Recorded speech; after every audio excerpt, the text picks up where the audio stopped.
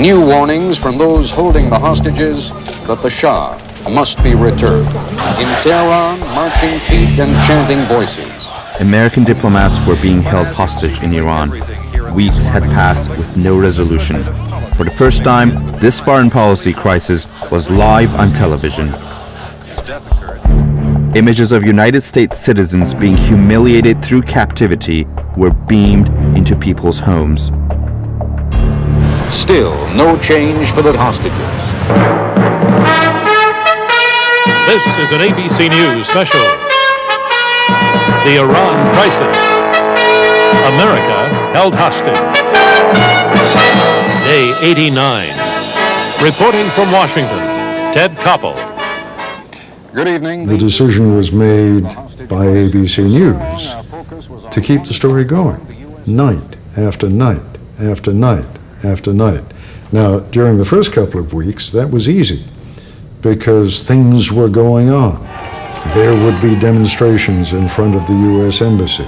The State Department would have briefings. The White House would have briefings. They liked the idea that America's focus was on the hostage crisis. Friends, neighbors, our very special guest, Barbara Rosen.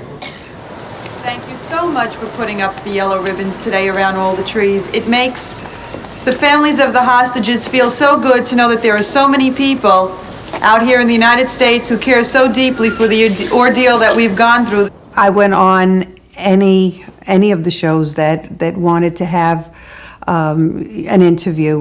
We felt that it was very important to keep the hostages front and center in the news, and we wanted to make sure that the United States government put the safety of the hostages first.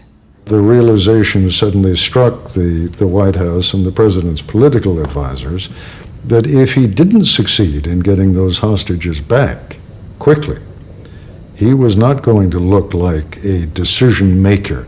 He was not going to look like the President of the United States. He was going to look impotent. President Carter stopped oil imports from Iran, froze Iranian assets, and tried every diplomatic channel at his disposal. But still, the hostages were not free.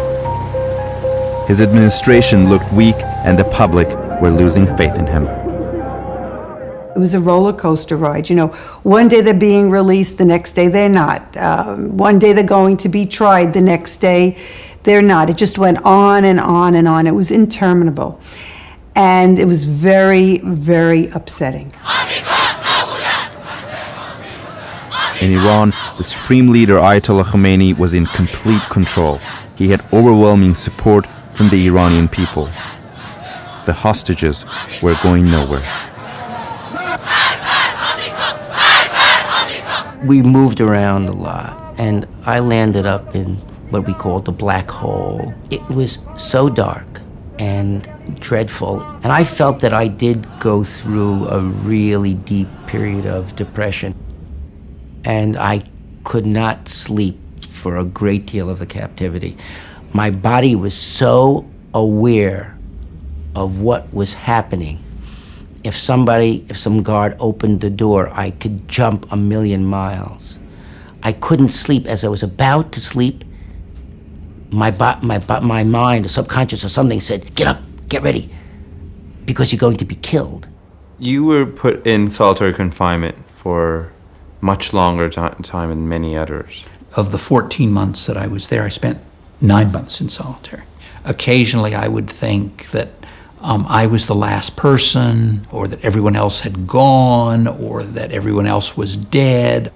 Generally, the evenings were better because I realized that I had gotten through another day. And I said, well, if I can get through this day, I can get through the next.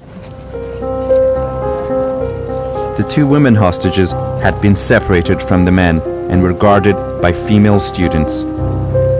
There were instances when I was very upset and nervous.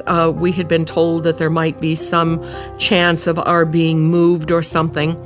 And the young woman who was my guard that day must have sensed that nervousness, because she came over to me at one point and she just put her arm around my shoulder and she said, "Don't worry, Hannah McCobe, it's going to be okay." It was just a very lovely, lovely thing to do. On the other hand, there were sisters that if they had been told to take us out and shoot us, they would have done so. I was angry for much of this time. In the 444 days, I was angry a lot. I said to one of the leading hostage takers, "You've had absolutely no right to do what you're doing, morally, legally, traditionally. You don't do that kind of thing. And especially Iranians don't do that to visitors from abroad."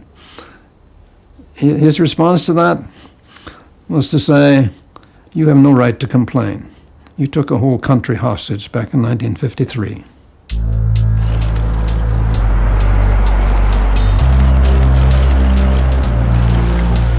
With no hope of any diplomatic solution in sight and public pressure increasing on Carter, he resorted to military action.